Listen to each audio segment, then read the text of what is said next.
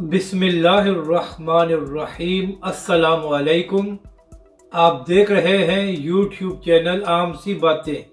बड़ी खबर, तहरीक लब्बैक पाकिस्तान ने फिर धरना दे दिया और दूसरी जानब मिन्नतें और तरले जारी हैं।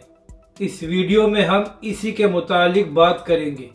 नाज़रीन कराम, कल की वीडियो में आपको ये बात बताई थी कि तहरीक लब्बैक पाकिस्तान और अल्लामा साद हुसैन रिजवी ने कराची में एक बहुत बड़ा प्रोटेस्ट किया है इलेक्शन कमीशन के फैसले के खिलाफ, जो इलेक्शन कमीशन ने कराची में होने वाले बलदियाती इंतखाबात को एक महीने आगे कर दिया है। तो अब उसी हवाले से खबर सामने आई है कि तहरीक लब्बैक कराची के अमीर मुफ्ती कासिम फखरी साहब ने कराची में होने वाली रैली को धरने में तब्दील कर दिया है और मुफ्ती कासिम फखरी साहब ने इलेक्शन कमीशन से ये मुतालबा किया है कि 24 जुलाई को बलदियाती इंतखाबात कराए जाए।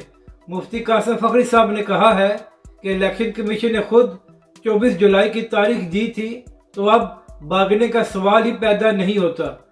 जबकि दूसरी जानब नाज़रीन कराम, कल आसिफ अली जरदारी ने चौधरी शुजात हुसैन से 5 घंटे तवील मुलाकात की और आसिफ अली जरदारी ने चौधरी शुजात को कायल करने की कोशिश की कि पंजाब के वज़ीर आला के इंतखाब में परवेज़ इलाही और काफ लीग इमरान खान का साथ छोड़कर नून लीग का साथ दें।